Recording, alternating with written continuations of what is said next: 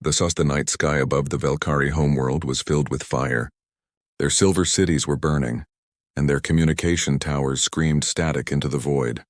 The enemy fleet, black insect-like ships of the Vor Dominion, was closing in, one planet after another, leaving behind dust and silence. Inside the main command hub, Captain Lyra Velkari watched the final defense line crumble. Her voice trembled as she gave the last order. "Send the SOS now."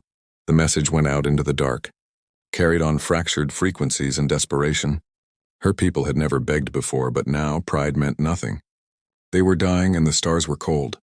The transmission was short, filled with panic. "To anyone, any race who can hear this. We are under attack. We need help. Please respond." Then the signal faded. Lyra sank into her chair, staring at the hollow light of the screens. Around her, the bridge crew sat in silence, each knowing they would not see another dawn outside. The Vor fleet unleashed another volley of plasma fire. The planet's crust shook, and their shields began to fail, hundreds of light years away. A quiet hum echoed through a sensor array buried under the lunar surface of Earth's moon. The array had been dormant for decades, its receivers hidden, its purpose forgotten by most of humanity, but tonight it woke. Red lights flashed through the underground command station called Obsidian Reach. An old AI voice whispered across the corridors. "Distress signal detected." Admiral Rain, commander of the Terran Defense Network, stood before a holographic display. His gray uniform reflected the cold blue light, his face calm but eyes sharp. He watched as the alien distress message repeated on the main screen.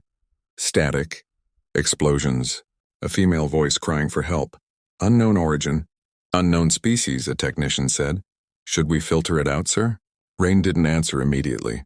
He stared at the star coordinates. A memory flashed in his mind. The Titan Wars. The massacre of Earth's colony 30 years ago, when aliens had ignored humanity's own SOS. He had sworn that day that humans would never be ignored again. "Route this to Fleet Command," he said at last. Within seconds, a dozen officers appeared on holographic feeds. "Another war, Admiral?" one asked in a weary voice. Rain's lips curved slightly. "No." A response.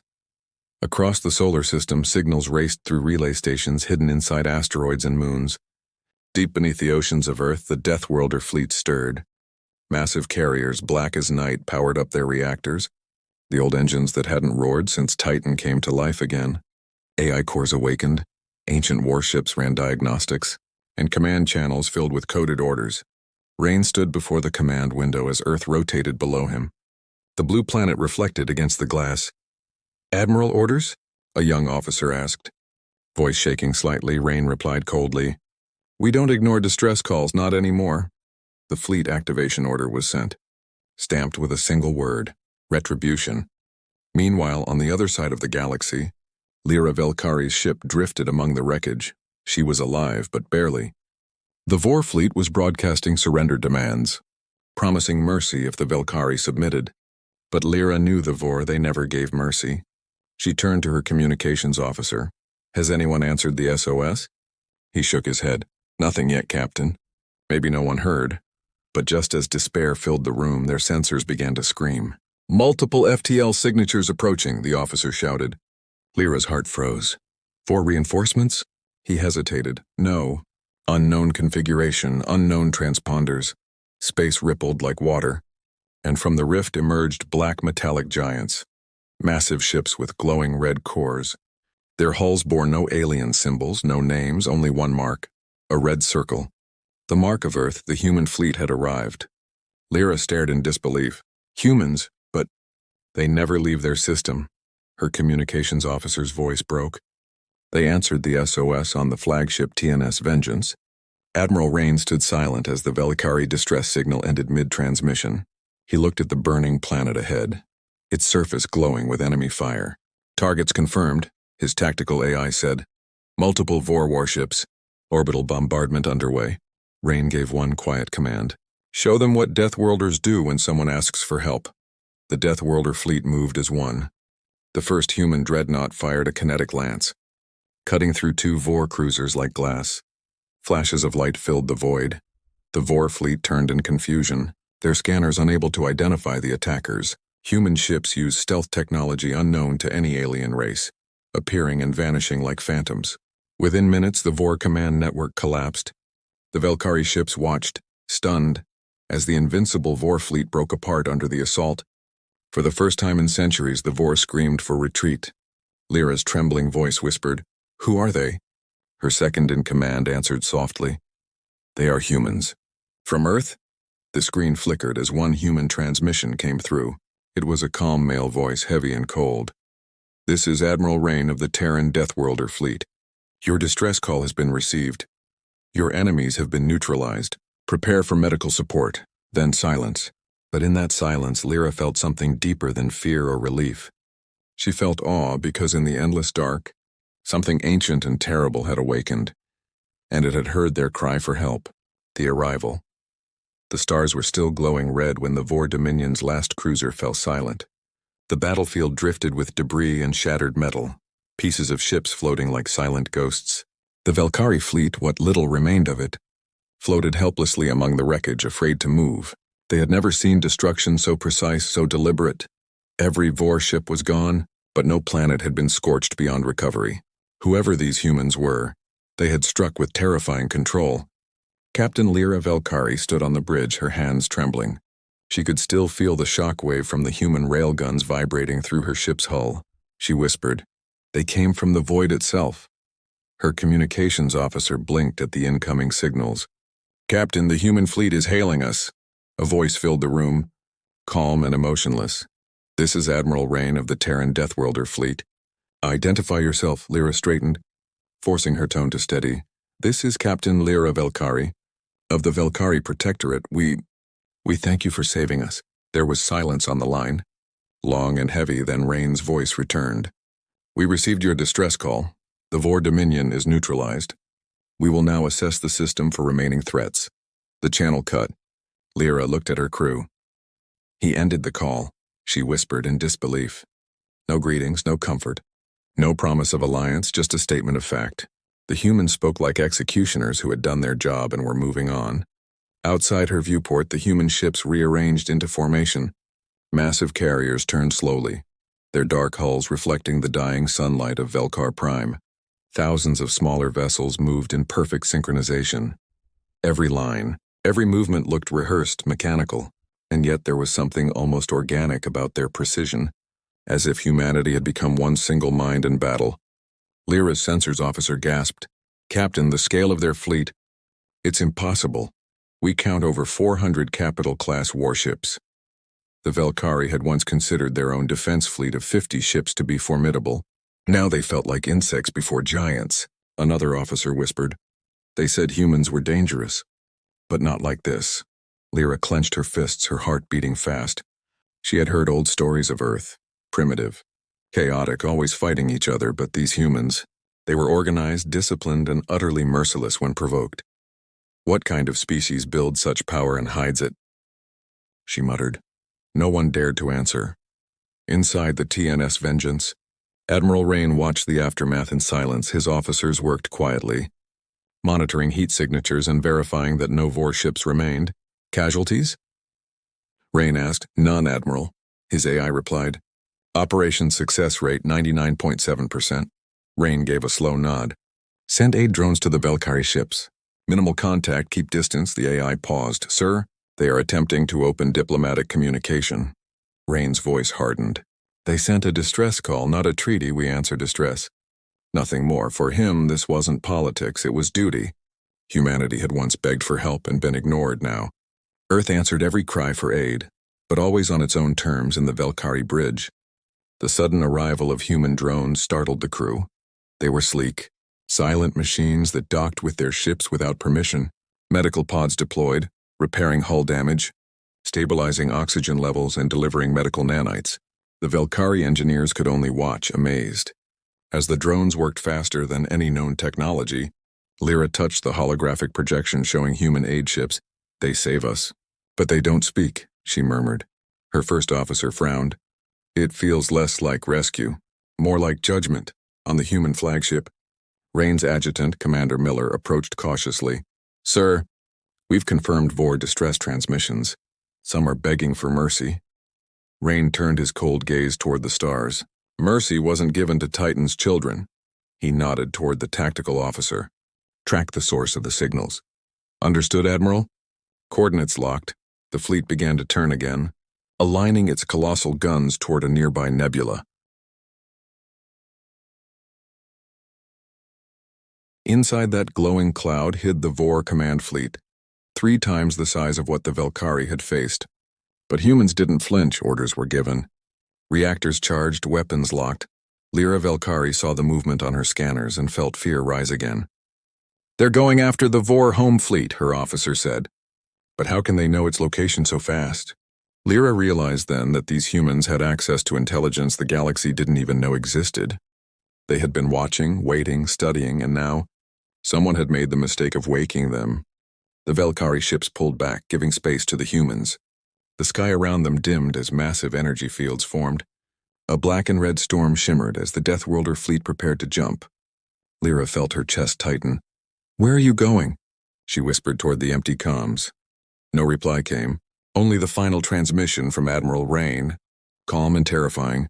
Do not follow us, stay alive. Your distress call has been answered." And then the stars themselves seemed to fold. The human fleet vanished into hyperspace, leaving behind a void that hummed with power. The Velkari crew stared into the empty dark, realizing they had just witnessed something that would change galactic history forever. Captain Lyra closed her eyes, whispering, "They came like ghosts, and left like gods. Her people had called for help." But what had answered was not mercy. It was vengeance wearing a human face. The wrath of Earth, the Vor Dominion, never truly understood what they had done. To them, the destruction of the Velkari worlds was just another conquest, another name to erase from the map of stars, but they did not realize that their attack had reached ears that never forgot pain. They had triggered something that had slept for decades, humanity's wrath. In the dark of space, far from any sun, the Deathworlder fleet emerged from hyperspace. Their ships appeared like shadows tearing through the fabric of light, each one marked with the red insignia of Earth. Glowing faintly against the void at the center of the formation, the flagship TNS Vengeance led the charge. Admiral Rain stood on its bridge, silent, cold, and ready. Before him stretched the Vor command fleet, massive, countless, spread across a nebula like locusts waiting to feed. They had no idea what was coming. They thought the humans were a small power, a relic of some forgotten world. But as their scanners picked up hundreds of human dreadnoughts materializing, fear spread like wildfire across their channels. "Identify the newcomers," a Vor commander shouted, his voice cracking. "Unknown species, no matching data," his sensor officer replied, panic in his tone. Moments later, their communication screens flickered, showing the emblem of Earth.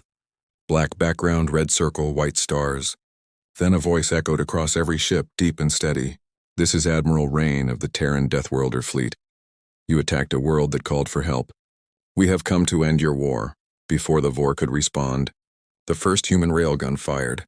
A blinding beam of light shot through the nebula. The Vor flagship disintegrated before its shields could even activate. Then one by one, human ships opened fire. No chaos, no hesitation, only perfect coordination in minutes. The nebula turned into a storm of destruction. Missiles with intelligent guidance weaved through debris. Seeking engines and reactors, the Vor tried to fight back. But their weapons barely scratched human armor. Their plasma bolts dispersed harmlessly against dark shielding tech they had never seen before. And when they tried to retreat, human gravity nets pulled them back into the killing zone. Inside the Vor Capital Command, panic erupted. Who are they? How do they know our movements? A general screamed, another shouted, "We can't jam them, they are reading our codes before we send them." But no one had an answer, because humanity had mastered something the galaxy feared. Silence. They fought without broadcasting signals, without comms chatter, as if their minds were connected by thought. On the TNS Vengeance, Admiral Rain watched the tactical map. "Status?" he asked quietly. "Enemy fleet strength down by 70%. "Admiral," the AI replied.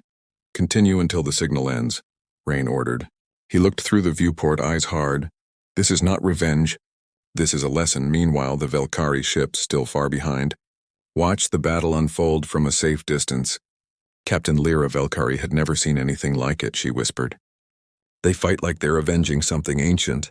Her officer nodded slowly. "Or someone." Every minute felt eternal. The Vor tried to call for peace, sending out desperate transmissions across every frequency. "Unknown fleet, we surrender, please cease fire." But humanity didn't reply. The Deathworlders moved forward, erasing fleets, bases, and outposts with terrifying precision. When the final Vor ship detonated, the nebula fell silent. Only the faint glow of wreckage lit the space around them. The Deathworlder fleet stopped. Engines quiet, no victory songs, no cheers, only silence. It was as if the universe itself was holding its breath. Admiral Rain turned to his officers. "Prepare message," he said, his voice low but sharp. A moment later, his image appeared across the remaining Vor communication channels. "This is Earth," he said. "We answered an SOS. You chose to bring death to others, and now death has come to you." Then he looked straight into the camera, as if speaking to all who might watch later. "To all who hear this transmission, remember, when humanity moves, it does not stop until the stars themselves go dark." The message ended. The Vor systems burned, their empire collapsing within hours as human shockwaves rippled through their colonies. Every planet that once flew the Vor flag now stood silent. Their rulers gone, and then, just as suddenly as they came, the human fleet disappeared again. No occupation, no conquest, only absence, as if the wrath of Earth had been a storm passing through the galaxy, leaving only memory behind. On the Valkyrie command deck, Lyra stood alone, staring at the fading energy trails of the human fleet. Her voice broke the silence. "They saved us, yes, but they are not our saviors." Her officer looked at her, confused. "Then what are they?" She answered softly. "They are the universe's warning, far across the stars." Inside the Obsidian Reach back on Luna, Admiral Rain looked at the screen one last time. "Mission complete," the AI confirmed. Rain gave a small nod. "Good, begin cleanup. Lock all data under Protocol Titan 0. As the lights dimmed, he looked toward Earth through the viewport, whispering to himself, "Never again will we wait for someone else to answer." And in that moment, humanity's legend grew, not as conquerors, not as heroes, but as the silent wrath that waits in the dark, listening. For the next SOS, the silence before judgment, the galaxy fell silent. Not the peaceful kind of silence, but the heavy, fearful one that comes after thunder. Every species, every empire, every trading world that had heard the Vor Dominion screams now knew a terrible truth. The humans had returned. For decades, the galaxy had spoken of Earth as a backwater world, a place of savages who burned their own skies and fought endless wars. No one had seen them beyond their solar system for generations, and now they had appeared without warning, then vanished just as fast, leaving an empire in ashes on the Valkyrie homeworld. Cities were being rebuilt under the pale glow of their twin moons. Captain Lyra Valkyrie stood at the edge of a crater where her capital once stood. Around her, engineers worked with machines gifted by human drones. Silent, efficient, and untraceable. Even their technology seemed to carry the same aura as their makers, cold and precise. Lyra looked toward the night sky and whispered, "They came from nowhere and left us with ghosts." In the Galactic Council chambers orbiting the world of Elindra Prime, ambassadors from hundreds of species gathered. The Vor Dominion's seat sat empty, its banner torn down. A hollow silence filled the air as the Council's high speaker rose. "Reports confirm the annihilation of the Vor fleet," he said. His voice trembling. "By humans," gasps filled the chamber. An old reptilian diplomat hissed, "Humans? Impossible, they were confined to Sol." A crystalline envoy spoke softly. "Their fleet moved faster than our sensors could track. How can such primitives possess that power?" No one had an answer. Then a hologram flickered to life in the center of the room, a recording from the last Vor transmission. Admiral Rain's voice echoed through the chamber, cold and sharp. "You attacked those who asked for help. You brought death upon yourselves." The chamber fell quiet again. One by one, every ambassador turned pale. For the first time in 1,000 years, the Council felt fear. On Earth, far below the lunar shadow, the city of New Geneva stood in calm order. The streets were peaceful, skies clean, oceans alive again. No one would believe that this world commanded a fleet capable of destroying civilizations. But deep underground, beneath mountains of steel and stone, the Obsidian Command continued its work. There, Admiral Rain stood before a sealed chamber marked Titan Archives Restricted. He entered alone. Rows of cryogenic stasis pods glowed faint blue. Inside each pod rested the veterans of the Titan War, The first Deathworlders. Men and women who had seen what aliens had done to humanity once before. Rain placed his hand on one pod's glass and whispered, "You were right, Commander Hale. Mercy is for those who earn it." The AI voice beside him broke the silence. "Admiral, multiple incoming transmissions from the Galactic Council." Rain didn't turn. "Ignore them. They request a diplomatic summit," the AI continued. "They wish to discuss peace." Rain's tone remained calm. "Peace only comes when they stop creating wars." Meanwhile, in the distant system of Ekron, remnants of the Vor tried to regroup. Their fleets were shattered, their leaders gone, their morale destroyed. A young Vor captain stood on the bridge of a damaged cruiser. "Humans won't stop here," he said bitterly. "They will come for all of us." Another officer shook his head. "Then let them. At least we will die knowing who broke the stars." Moments later, their sensors detected a faint signature. A single human scout drone. It hovered above them, scanning quietly. Then it sent one message in plain Galactic standard: "Judgment pending." The Vor survivors fled in terror. Back in the Velkari system, Captain Lyra received a message from Earth Command. A small holographic cube was delivered by a human drone. Her crew gathered around as she activated it. A projection of Admiral Rain appeared. "This message is for Captain Lyra Velkari of the Protectorate," he said, voice steady. "Your world has been secured. Medical and reconstruction assistance will continue for 7 cycles. After that, humanity withdraws." Then his gaze seemed to pierce right through her. "Tell your leaders this. Earth does not seek alliance, we seek balance when we move. It is not for conquest but for consequence," the message ended. Leaving the bridge in silence, Lyra sat for a long time. Her fingers trembling on the console, her officer whispered, "He speaks like a god." "No," she replied softly, eyes full of unease. "He speaks like a man who's seen gods fall." Days later, the Galactic Council tried again. They sent envoys, transmissions, and peace offers, but Earth replied only once. A short encrypted message transmitted across the galaxy. "We answer distress calls." Nothing more. That message spread across the stars like a storm. Some called it a warning, others a promise. But every fleet, every admiral, every emperor understood the same thing. If you harm the innocent, humanity will come, and when they come, judgment follows. In the quiet of the Obsidian Reach, Admiral Rain stood by the viewing window again. The stars shimmered beyond the glass, countless and cold. Behind him, the AI spoke softly. "Mission success rate 100%, Rain nodded. "Good, but remember, silence is our weapon." He turned away, his reflection fading into the glass. "Let the galaxy speak our name only when they are afraid." And in that endless silence between worlds, every empire began to whisper the same new legend. The Deathworlders have awakened, and they judge the stars. The message to the galaxy: the stars seemed quieter now. Trade routes that once shimmered with life were half empty. Fleets that once ruled the void now traveled in silence, avoiding the Sol system like a plague. Because every empire, every race, every general knew the same truth: humanity had awakened, and the galaxy would never be the same again. On the council world of Alindra Prime, tension filled the chamber like smoke. Holograms of destroyed Vor worlds floated above the center table. Glowing red and broken, ambassadors argued in fear and desperation. "The humans are unpredictable," said the Archon delegate. "We must contain them before they strike again." A tall insectoid from the Chekhari Alliance slammed his claw. "Contain them? You cannot contain extinction itself." The hall fell silent.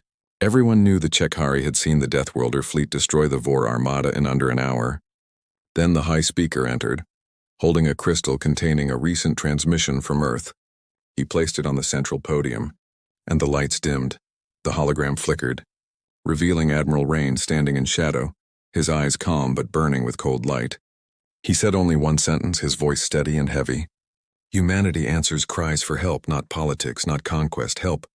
Remember that before you start another war." The hologram vanished, leaving behind a silence deeper than space itself. The delegates sat frozen, their faces pale. That single message traveled faster than any fleet, spreading through the galaxies like a storm of whispers. Some called it arrogance, others called it prophecy, but all agreed on one thing: Earth had become something the galaxy could neither challenge nor understand. Meanwhile, on the Velkari homeworld, life began to heal. Rebuilt towers touched the sky again, and the people sang songs of survival. But their songs also carried the memory of the fleet that had come out of darkness. Children were told stories of the Deathworlders, humans who brought fire and mercy in the same breath.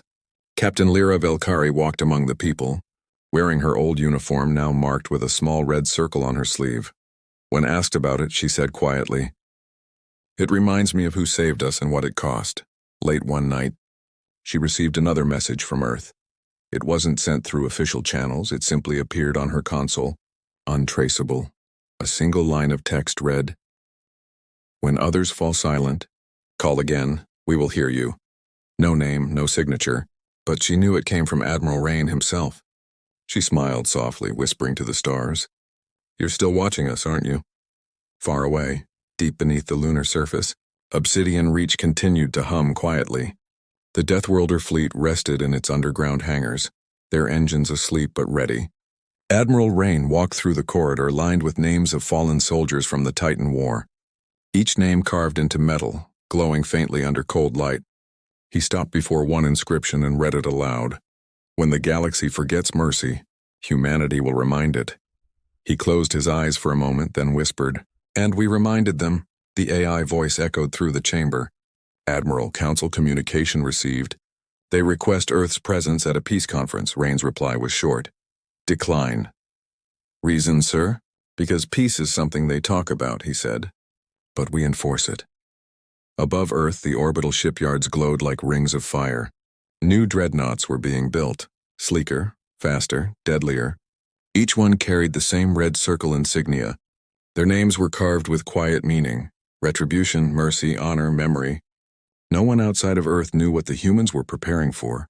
But every sensor, every spy probe that tried to peek too close simply vanished. In the dark beyond Neptune, a single scout vessel left the system.